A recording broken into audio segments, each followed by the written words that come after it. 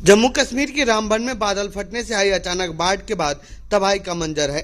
अचानक आई बाढ़ के बाद आम लोगों का जीवन अस्त व्यस्त हो गया है। बाढ़ की वजह से लोगों को काफी असुविधाओं का सामना भी करना पड़ रहा है। स्थानीय निवासी पत्थर का अस्थायी पुल बनाकर पानी के बहाव को पार करने की कोशिश कर रहे हैं। अचानक आई बाढ़ की वजह से नाबालिग बच्चों के 100 बरामद किए गए हैं, जिसमें मृतकों की संख्या बढ़कर अब 3 हो गई है। बादल फटने से मेरे एक बीवी, एक लड़का, एक लड़की इस फ्लड में गए हैं। इधर मिडल स्कूल गड़गड़ा से इतना जो हमारा नुकसान हुआ है, 2-3 मकान गए हैं, तो नुकसान हुआ, हमारा सामान गया है। ऐसा कभी नहीं हुआ था, ये ऐसा हमने सोचा नहीं था। ये इधर पहली बार ऐसा हुआ है। आज से पहले कभी नहीं हुआ था ऐसा। हम बिजली वालों से ये कहना चाहते हैं, नरेंद्र मोदी से, कि जो हमारा मकान गया है, जो हमारा नुकसान हुआ है, बच्चे गए हैं, घरवाली गई है इस फ्लड से, तो हम ये कहना चाहते हैं जितना हो सके हमारी ज़मीन गई है, जितना हो सके हमारी मदद करें। हमें आप बैठने के लिए मकान भी जो थे वो भी गिर गए फ्लड की वजह से। बैठने के लिए हमें मकान भी नहीं है। मेरी छोटी मोटी यहाँ दुकान चल रही है।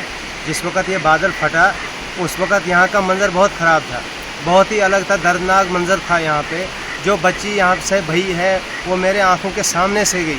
मैंने बहुत कोशिश की थी कि मैं इसको बचाऊं, लेकिन बचा नहीं पाया, क्योंकि मंजर ही बहुत ख़राब था। यहाँ का इतना ख़तरनाक मंजर था कि मैं कुछ कर नहीं पाया।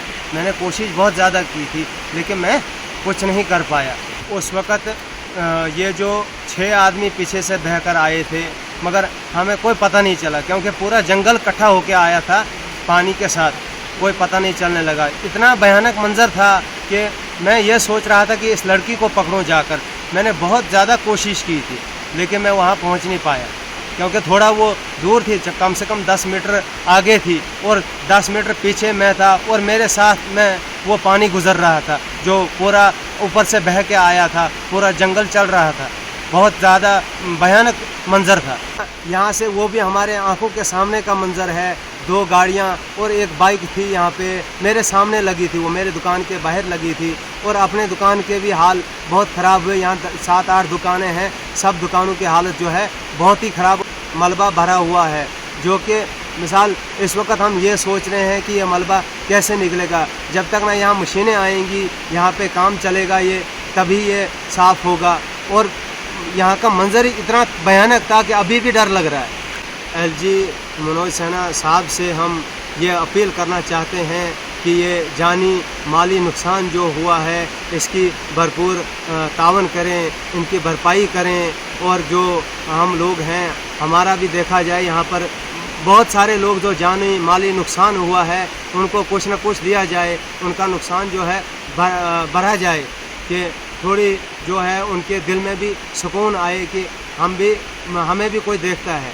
जब ये इतना खतरनाक हादसा हुआ कि जिसमें कि पानी और पहाड़, कोई ज़मीन पूरी चल रही थी, तो उसके बीच में हम 10 नफ़र फंस गए थे, जिसमें कि अल्लाह के शुक्र से 6 हम बचे, 3 हमारे साथी वहाँ से गुजर गए। वो स्कूल में छुपे थे जाकर, जो कि मिडल स्कूल गड़ग्राम में पढ़ता है, उस स्कूल में वो जाकर 3 बंदे छुपे थे।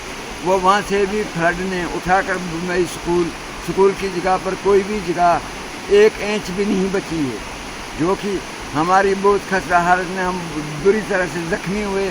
और उस फ्लड से हम मुश्किल से बचाई जान। और फ्लड इतना खतरनाक था कि जिसका कोई कहने की बात नहीं थी। पूरे एरिए चल रहे थे। 55 साल में ये ऐसा हादसा खतरनाक कभी देखा नहीं है और ना ही सुना ही था।